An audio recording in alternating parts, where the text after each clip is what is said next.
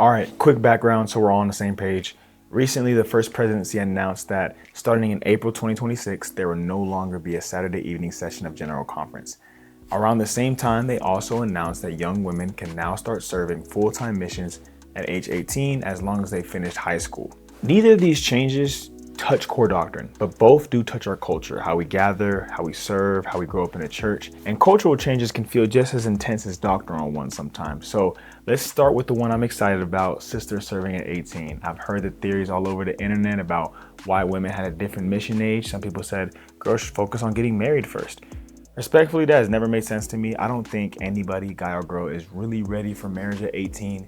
Being married for this short period of time, I think the attributes that make you a great partner come from lived experiences and can 100% be developed on a mission. So if anything, it might boost more solid marriages. Obviously not foolproof, but can for sure help them. For me, the thing that actually prepares you for marriage, for adulthood, parenting, all of that is life experience and especially serving other people. I've also heard other theories about readiness, which also doesn't make sense to me because I don't believe the Lord calls those who are ready. He calls those who are willing and amplifies the willing to be ready. So that's where my brain goes, right to the scriptures. D&C, it reads, "Behold, the Lord requireth the heart and a willing mind." God doesn't say, I need the most emotionally polished 18-year-old. He says, give me your heart, give me your willingness. We quote this all the time too in the Book of Mormon. I will go and I will do, for I know that the Lord giveth no commandments unto the children of men, save he shall prepare a way. Missions have always been about that. The Lord preparing the way as you go, not before you leave. I don't want to just share vibes though. I want to actually view it how we are in the world. In psychology, studies show things like volunteering being linked with psychological and social well-being.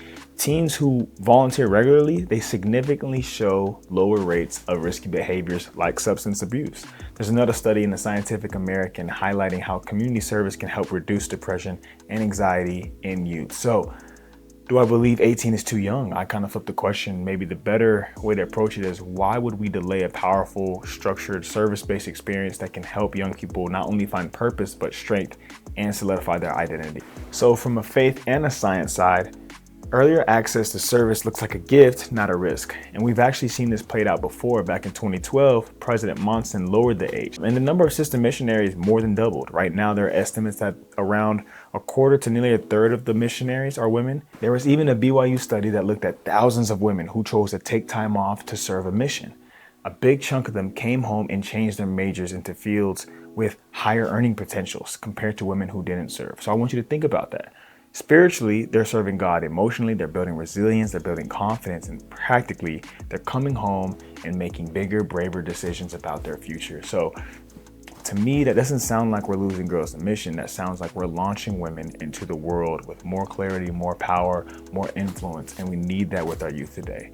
So let's talk about YSA culture for a second. With women going at 18, I think it actually cools down some of the negative old narratives that vibe of returned missionaries or older YSA trying to date girls fresh out of high school. Now a lot more young women will have the option to go straight into the missionary service if they feel called. So all these factors in mind, to me, just looks like a living and growing gospel. We're not pressuring everyone to go to missions, but missions becoming more accessible, more aligned. And just to be clear, I don't think everyone has to serve a mission. I don't think your spiritual worth is measured in name tags, but I do think a church that tells young women, if you're willing at 18, we trust you, it's a church that's matching what we already preach. So spiritually, what does this tell us? It tells us that we worship a God who is mindful of our individual needs and that we have leaders that are in tune with what they feel is best. To know that God is invested in us in ways that the world cannot replicate is encouraging. Now, Saturday evening session, discontinuation. Okay, here's my honest reaction. My testimony is not tied to the schedule of General Conference, 4, 5, 6, 7 sessions. My belief in Jesus Christ is the same. General Conference is a vehicle. It's not an end destination. Traditions are good, but they're not sacred. They're not doctrine. So from the official announcement, the reason they gave us was basically we're going to increase our focus in 4 daytime sessions. And if you zoom over the last decade, you kind of see a pattern, changing how we do the priesthood, the women's sessions, experimenting with general Saturday night sessions, COVID pushing more things online, shortening the church to 2-hour blocks. Over and over, the church is saying, we want this to be doable, especially for a global membership. Time zones, families, new members, older members, people working weekends. 10 hours of conference is a lot, let's be real. So when the news dropped, some people acted like the sky was falling. Meanwhile, a bunch of us were already catching up with conference talks that were from last year on YouTube. Half of us, we watched Saturday night session while also scrolling, making food, falling asleep. We've already shifted culturally to treating conference as something that we revisit online, not just something we sit through live. And I think the church knows that. The brethren have YouTube channels as well now. The church is pushing short clips, social content, translations, and reels at levels we've never seen before. And if we're going to pour our resources somewhere, it makes more sense to put it into the global digital reach and translation instead of squeezing it all into one live meeting. So think of this. We might have more access to general conference talks simply by the devotional the leaders can post and get to us immediately. We don't have to wait 6 months at a time. And in a time where anti-church rhetoric is at an all-time high, I believe the best way to combat that is hearing as many testimonies as we can online, especially from our leaders. So who knows, maybe in the next few years, we will see a change from the traditional approach into something that is not just more digestible, but more accessible. I think sometimes we confuse tradition with revelation. The Bible, the Book of Mormon, all full of moments where God changes how things are done. Articles of Faith literally says God will reveal many great and important things. That will part, it means the way we structure things is allowed to evolve. So if the Lord tells his prophet, hey, in a worldwide church of 2026, you don't need a Saturday night session. I am okay with that. What I care about is whether I'm listening, whether I'm repenting, serving, keeping my covenants. And honestly, I think a lot of us have to be careful not to make conference weekend our spiritual personality. A living church should be feeding us all year: devotionals, local leadership, institute, temple worship, even social media. If removing a single session wrecks your faith, that might be something that might have to alarm us a little bit. So what do these two changes have in common, right? To me, they both say the church is trying to meet a global, digital, wider membership in real life, not just in tradition.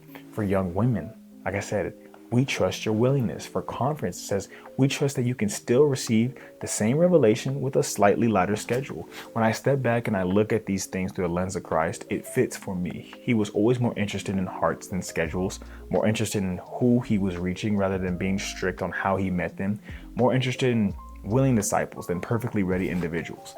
A living church is going to make people uncomfortable sometimes, but being uncomfortable does not need to mean it is not inspired, and that's where I'm at. I'm excited for the 18-year-old young woman to have an option to serve earlier. Again, I'm neutral on the Saturday night thing, but I recognize many members have had great testimony building experiences then, and I hope that they can find it in a different form of media.